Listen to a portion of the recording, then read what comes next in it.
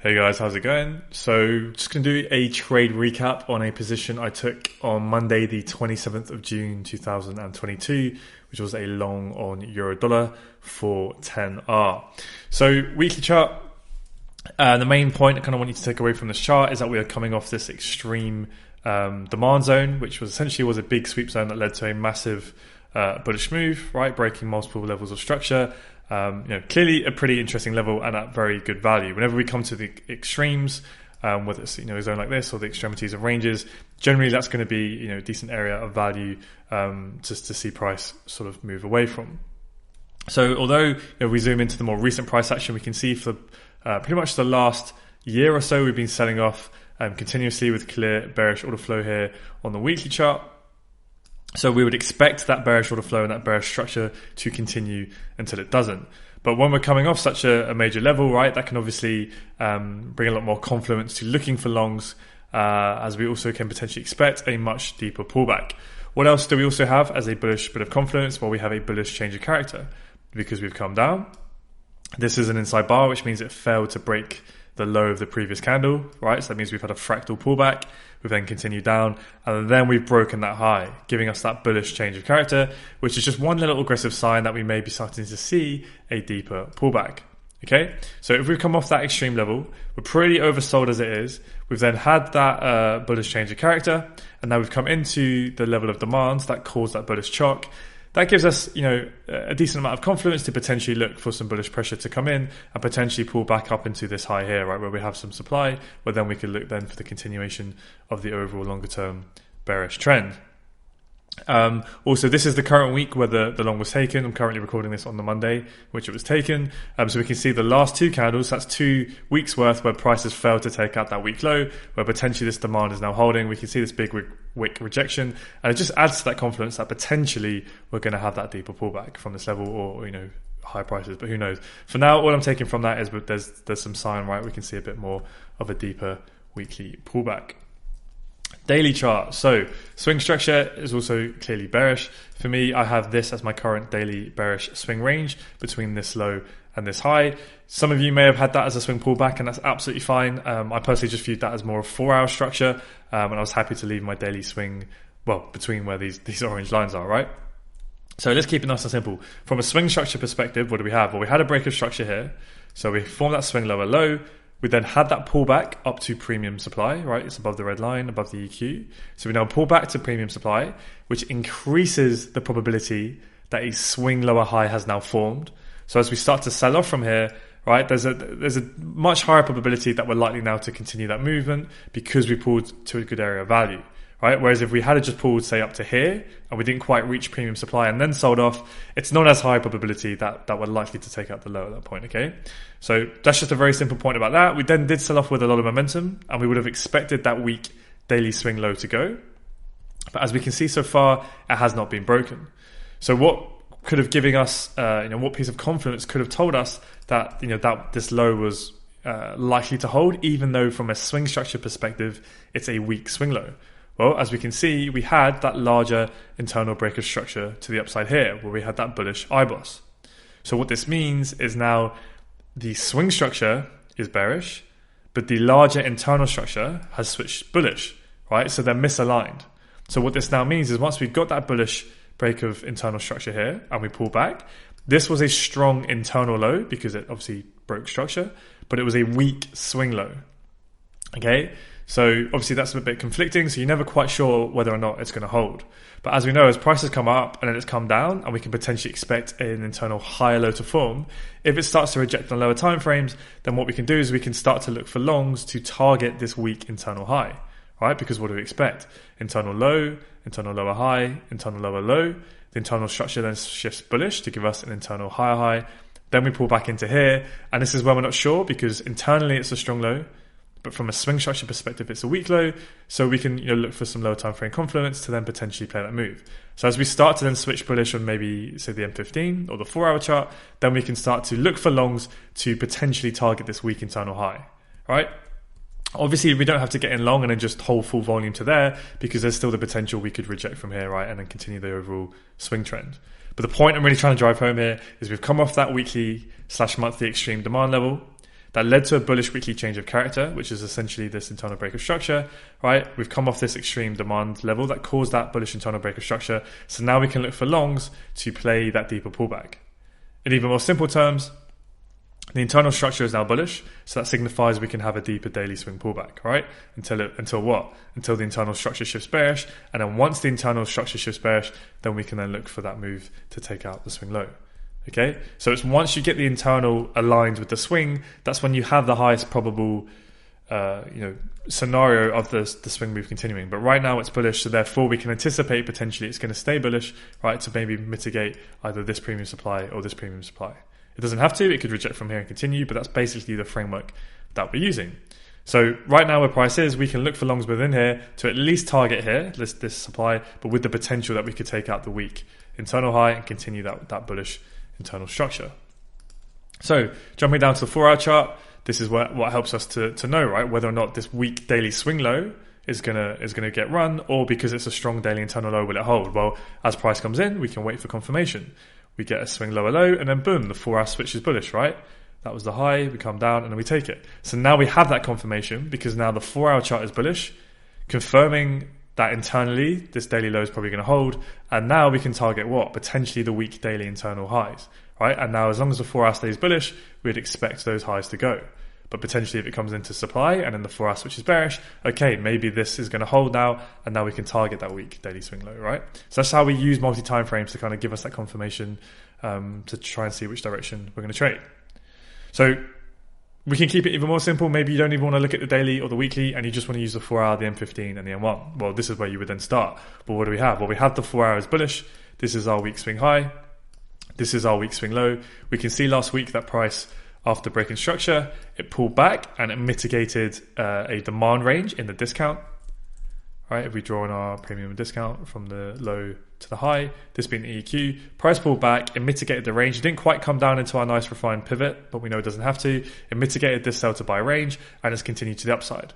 Okay, so what's the point of that? Well, like I was saying earlier in the daily chart, once price pulls back to a level of demand or supply in an area of value, so if we're bullish, we pull back to demand and the discount, it increases the probability that the swing high low may be forming, right? That the pullback is now over, and now we can target to break that weak swing high. Obviously, it tried to do it over here on the 22nd and it failed to close above, but that doesn't necessarily mean that it's going to come all the way back down, right? Because as we can see, it came into this level and then we're starting to move up. So coming into Monday, price is essentially around here. It's kind of moving sideways, it's a bit choppy, it's not great. But again, keep it very simple. The 4 hour is bullish, coming off that strong daily internal low. So anticipating we may get that deeper daily swing pullback. We're coming off that major weekly demand level as well. We've had a bullish weekly change of character. So there's a lot of bullish confluence to kind of signal that potentially we may see a bigger move. But even if we're not trying to catch that bigger move, again, keep it simple. The 4 hours bullish. We've had us pull back to the demand range and the discount, increasing the probability that the pullback is over. And now we can look for moves to target that week high. Okay. So on Friday, then we came off this kind of, sort of rubbish level of demand, but it did cause that break there. And we're starting to move to the upside.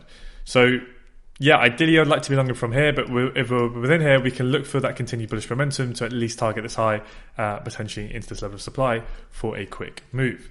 So then if we take a look at the M15, now we're in quite a big range in M15. This is where it gets a little bit trickier, but essentially you can see, right, we had this big break of structure to then give us our M15 swing range between here. Okay, so that's quite a massive range to work within. So this is where then using the internal structure can really help us, because yes, we do have some nice unmitigated demand at the extremes. But like I was saying, right, if we know we've already pulled back below the EQ, right, to that level, it decreases the probability that price is going to want to come down here, right? Because it's likely we're now ready to go because we've pulled back to that area of value to fill those orders.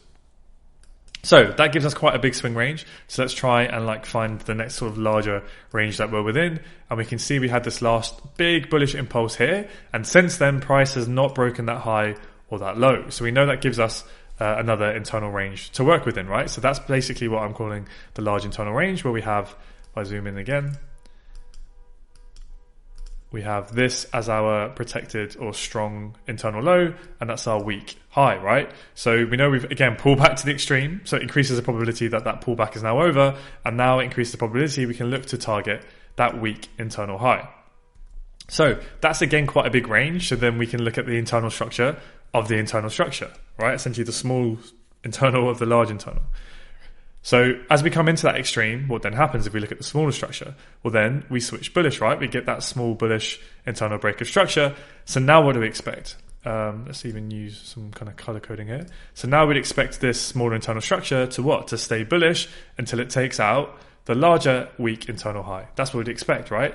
Because we've pulled back, we've then switched bullish. So the small internal structure is now aligned with the larger internal structure. And now we'd expect that internal structure to stay bullish until it takes out that high. If that fails to happen, right, but fails to take out the high, and then the smaller internal structure shifts bearish, then what do we expect? Then we expect the smaller internal structure to stay bearish until it takes out the start of that move, right? The start of this leg of price action. Okay? And that's essentially the framework we're using to try and help us make sense of, especially when you get much larger complex ranges like this, okay? So essentially, we know we have the larger swing range, which is, this high here and this low here. Okay, we know we've already pulled back, so there's a decent chance now we're trying to take out that high. But let's zoom in a little bit and try to be a bit more accurate.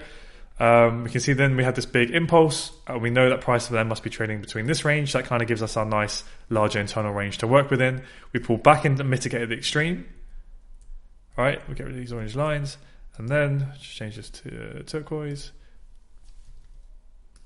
And then within that, we can then try and make sense of the smaller ranges to help us a little bit. So we come in.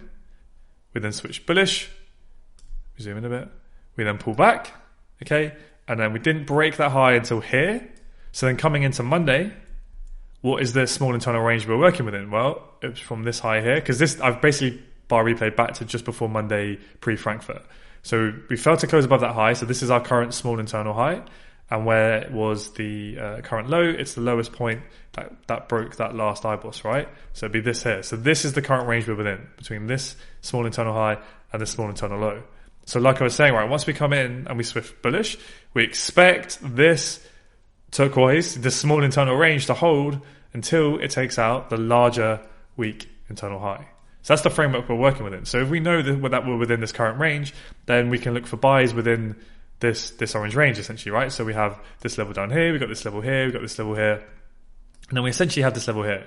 Now, I don't personally really like any of this, any of the price action I've just gone through, right? It's all quite a bit messy, it's all quite large, but the 4 hours bullish, the M15 swing structure is bullish, and all the internal structure is bullish on the M15.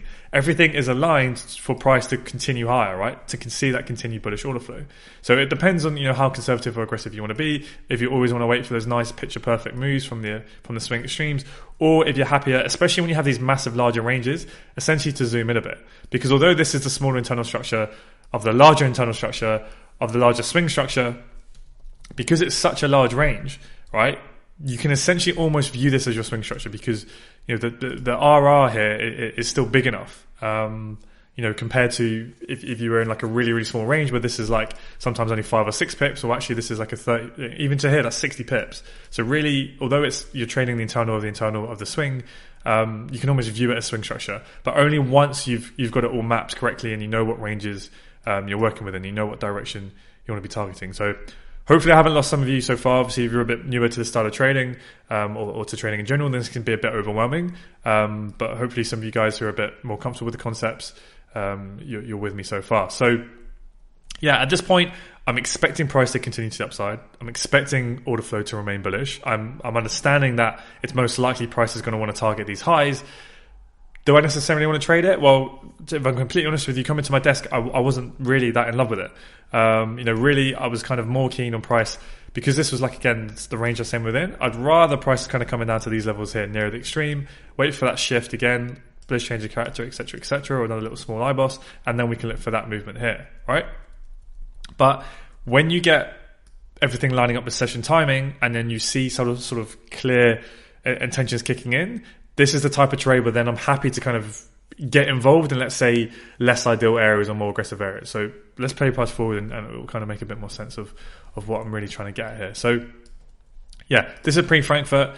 I know what direction price is likely going to go. It's pretty bullish overall, and I have some POIs that I'm kind of looking at. So I set my alerts at them, and I'll wait for price to come in. And I know any trade I take is going to be ultimately quick targets. I just want to get in and out. I'm just trying to trade kind of that sustained bullish order flow, because you could get in, you could give us a nice move, and it could continue down again. So I just want to get in, get out. This is not the area where I'm suddenly trying to swing a target. Even though I know this is likely to go, this is not well priced, right? Anything could happen here. It's all very choppy. So I'm just looking for quick moves to get in and out, but hopefully you guys can see why these POIs are areas I'm looking at. So this one here, essentially you can see, right, essentially caused that bullish change of character, and then caused that move, swept that zone there, part of essentially this demand chain. Not the prettiest of zones in the world, but it's there. It's an area where if you can get a decent move from and the RR is there, I'm then happy to trade from. So this is how price then looked coming into Frankfurt. So I essentially had two POIs marked within the M15 POI to obviously help with accuracy if we get some rejections from. So let's play this forward. We come in. There's no bullish change of character at this point because all of these candles on the M1 break the prior candles low, right? It's all part of the down move. Then we pull back up and then we come down. So at this point, I would need to see at minimum, I always need to see a chock on the time frame I'm entering on. So I'd need to see that high be broken. As we can see, we spiked through this zone now, so this becomes no longer relevant for me. Kind of next real clear M1 zone is down at the extreme. So let's play this forward, not really paying much attention to this. Now we've taken another fractal low, so this would be the chock line. Again, not really too bothered, but just trickling in, we're trickling in. Just going to see if we're going to kind of come into this level here. Okay, so now we've had a bullish change of character with a decent amount of momentum. But I look left, we haven't really rejected anything, just these sell to buy wicks, really, nothing that accurate. We haven't had like what I would call a picture perfect liquidation where you kind of come in, nice equal lows, and then you get that aggressive V shapes, nothing like that. This, or I just see it at the moment on the M1, it's just sustained bearish order flow, right? We've come down, we've pulled back, we've come down. Yes, we've had a bullish change of character, decent bit of momentum, but we could easily just like come into that high and then continue down, right? And this is where you can take a lot of unnecessary losses, kind of just trying to buy this, right? So at this point, I'm not really that interested, especially considering the overall higher time frames, right? Now imagine if this was coming into like the extreme of the M15 swing structure, an extreme, nested within the stream of the 4 hour, then I'm going to be, looking for almost any excuse to get in. And at this point, I'd probably be happy to set an entry. We've had a chock, we've come into our level. I just want to get involved, right? But this, I'm not even that interested in it for all of those reasons I've explained. So I want to see a bit more. In fact, what I'm going to draw on as well is the order flow, just to try and kind of really visualize this, right? So you can see we have this bearish range. We've come back into it. We have this bearish range here. So although we've had that bullish chock, right, we can still easily just be coming into this range to then continue lower, right? So really I want to see this clearly break and give us that bullish internal breaker structure. Again, we just wick this, but so technically at this point, order flow has switched bullish because we've wicked it, but I've seen this happen plenty of times where it's not that convincing and it can just roll over, okay? So let's see what happens next. We come into that level and then boom, now we see how we have a lot more momentum. So this could have been your potential first entry. It didn't quite hit the inside bar, but if you entered on sort of that sell to buy range, right, you could have potentially got involved. But for me, that was a bit too aggressive. But now at this point, this is where I'm kind of sitting up on my chair because what's the time? 7:34 London time. That is a lot of momentum. We've come into that M15 zone. We've had obviously the change of character, but now we've had a clear, internal breaker structure on the M1, and we've clearly shifted bullish order flow. So I just rein this in a bit, and then we can visualize this a little bit clearer. Lower time frame demand range. All right, so now you can see that shift.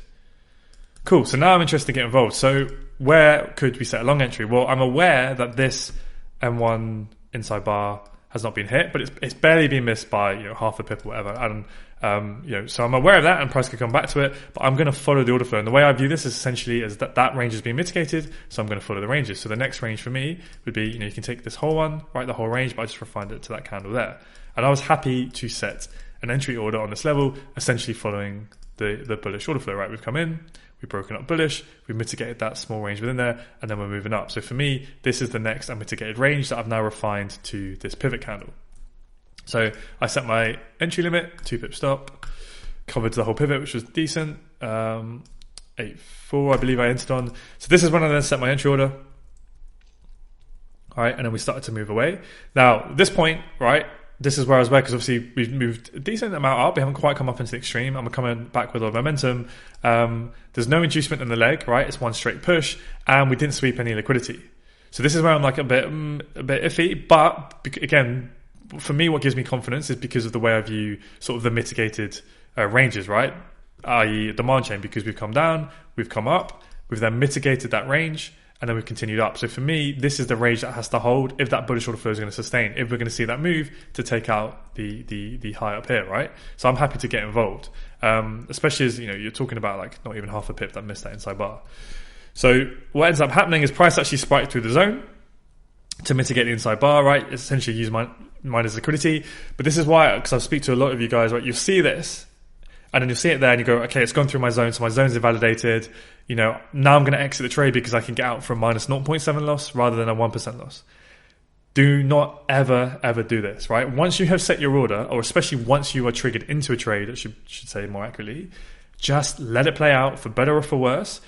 You set your order, you're into the trade, let the risk play out, right? So many people puke it too early, they don't let things happen. You have a bit of buffer for this exact reason, and just, you have to think overall, this edge, getting in here, yeah, okay, technically the zone was invalidated, it did come lower, it was used for liquidation for price to mitigate the IB. But who cares, right? Well, we can't always be picture perfect accurate. You're playing, the overall area of value, the overall move, the overall bullish order flow. That price is more likely to go up from this point than go down. That's literally as simple as you think. It's like, what's more likely to happen now? Are we more likely to move up for the next half an hour, or are we more likely to continue lower? Well, like we've just gone through all this confluence. We can get as complex as we want with our analysis, but ultimately the internal structure was bullish, both small and large. The swing structure is bullish on M15. It's bullish on a 4-hour chart, right? The daily internal structure is bullish. We're coming off that major level. All we've been doing since Friday is essentially moving to the upside. So at this point, session momentum, we've come into an M15 level. We're clearly moving up to the upside. This is kind of the last obvious unmitigated range on the M1. Set your entry order if it meets your plan, obviously, and let it play out. Do not puke the trade when you see anything like that happen. Just let it play out for better or for worse. And as we can see, we ended up moving to the upside. So now again, at this point, follow the order flow. Like, especially if you're someone who struggles with management, right? Especially when you see price coming back down, just start drawing on what's going on, right? So let me so we have from the high to the low, we have another M1 demand ratio. At this point, you can say to yourself, all right, if you struggle with management, you see price coming back down, or you want to look for scalings, this is the next range that has to hold. If what? What do we expect? We expect these ranges to hold until it takes out the high, right? Because we've come down bearish and now we switch bullish. So now we'd expect this internal order flow to hold until it takes out that high on the M1, right? So now you know that price is likely going to want to come down and mitigate these levels, or potentially even extreme. So, this is where it comes into, or the theory behind why we don't want to necessarily move to trail to break even sometimes, right? Because it can come down and mitigate, but don't want to get too involved into that. So price comes down, it mitigates the range, and then continues to the upside. So again, this can help with your management potentially, or at least your psychology of holding the trade. We now have this next demand range. But we have taken out the high at this point. So although we can still expect demand ranges to hold until they don't, that's still also part of it. We do have to bear in mind we've taken out now that M1 swing high, so we could potentially see a bit of a deeper pullback. So let's just pass forward this a little bit, mitigate the range, and then we continue to the upside again, right? So on and so forth. So for me personally, because of where we were entering, this for me was just meant to essentially playing the order flow, quick session volume. I just targeted 10R. Where I left the tiniest amount of volume left, because I always leave a tiny little runner just to kind of, just get that exposure with holding trades a bit more longer term. It just keeps you a bit more focused on the charts as well. But that was it. That was essentially my trade at that point. If we take a look, let's just play price action to where we're at. I'm not going to dive too much into, we could have potentially looked for shorts because we came into an M15 zone and we had an M15 bearish change of character, etc., etc. But with everything being so bullish, I don't really want to trade against all of that from tons of weak structure with just an M15 chalk. I'm not that bothered when, I've already caught this is the super clean high probability trade I want to be catching. I don't really want to be trying to short, against everything at this point. So yeah, hopefully that kind of breakdown makes sense. The M15 was not the cleanest at all. Yes, we did sweep this high, which didn't give me a ton of confidence. I thought we might see a bit of a deeper retrace. There is potentially supply within here, which we were coming off, but for me, there was nothing that clean. I just saw this pullback here. Like, for me, this is all mitigated, right? Like, if you draw on, let's see, this level here, what happens? Price has already come in and mitigated it and pushed down. So then we have the next zone here, right? This wick, it's already been mitigated and pushed down. So then when we push up here, right, and we get that bullish change of character, and then we start retracing, I look left, well, I just see that to facilitate the pullback into this fresh demand zone that caused the bullish shock, that caused essentially that supply to fail, right? Essentially following this demand chain, we've swept the liquidity below that low, but overall keeping it simple, just following bullish order flow. I'm looking for that almost that excuse to get in. This is where the demand was. I wasn't in love with this POI necessarily on its own, but it's when you then drop down to the M1, and then I saw what we saw, which is basically all of that tons of momentum coming in. Now I can see risk to reward. You know, I can get my 4R before it comes anywhere near that high, right? And more than enough risk to reward to target that high. You know, you could have even got full volume near this high. That would have made sense as well. But I was happy with the 10R because I could get out before we came into that extreme M15 level there. So yeah, potentially maybe I left some profits on the table and I could have targeted up towards the supply level. But I was also very conscious of the fact we had all of these relatively equal highs. And my 10R target was around here. So we could have easily seen a much deeper retrace into that level. So I was happy, to get out. So that's it really. A bit more of an advanced trade in terms of the higher time frames and where they're at. Like if this is a trade you were happy to set out from, don't get FOMO because you've seen that I've taken it. Like learn from it and understand it. Because I was not in love with the higher time frames whatsoever. It was more so that I knew it was a good POI. I knew it was aligned with everything in the direction it was going. And then the M1 showed me a very, very clear price action. Like there was no other POI I could have entered on at that point. And that's when I personally have a lot more confidence to enter on. Like there was one POI for me, it was this one. Yes, there was the inside bar that was unmitigated, and ultimately that's what it came off. But you know, at this point here, if I have to make a trading decision of where am I going to enter, right? You know, it's here or nowhere. There's nowhere else that this can go from at this point. So let's say like if we had a kind of pull back a little bit and then kind of continued up, I would have just cancelled my order and just left it. I would have been done. Right, the easy trade or the obvious trade's gone at that point. I don't really want to start chasing it. High time frames are crap to be doing that. But at this point, like it was nice and clear, nice and simple. I'm happy to set my entry order. If I'm wrong, I'm wrong. Like this is the only place really I could see price is going to want to come off. Fortunately, it only tapped the distal of the IB, so it kept me in. But yeah, and that's why I was then happy to take it. Decent risk to reward, getting it out. I'm not going to try and push it at that point any further. I'm trying to think if there's any other points I wanted to make. Just looking at M15, yeah. So that was pretty much it. I think there was a point I was going to make, but I've forgotten it. So we'll have to leave it there. I am going to go through this. Obviously, we have a meetup today. For those of you who are watching this further in the future, you can go and watch that meetup that will be in the recordings, as I'll probably break this down in a lot more depth, and I'm sure I'll have tons of questions, well not tons of questions, but some questions about this from you guys that we can dig into it a little bit deeper. So yeah, and also, once I'm in the trade, right, and then we got that bullish move, and then we broke to the upside, what do we have? Well, we have another bullish IBOS of the smaller internal structure, so you can draw that on, and then that gives us a new smaller internal range. So where is our low? It's the lowest point after this high was printed, right? That broke that high, so that'll be our new high. All right, so now we're trading within this range.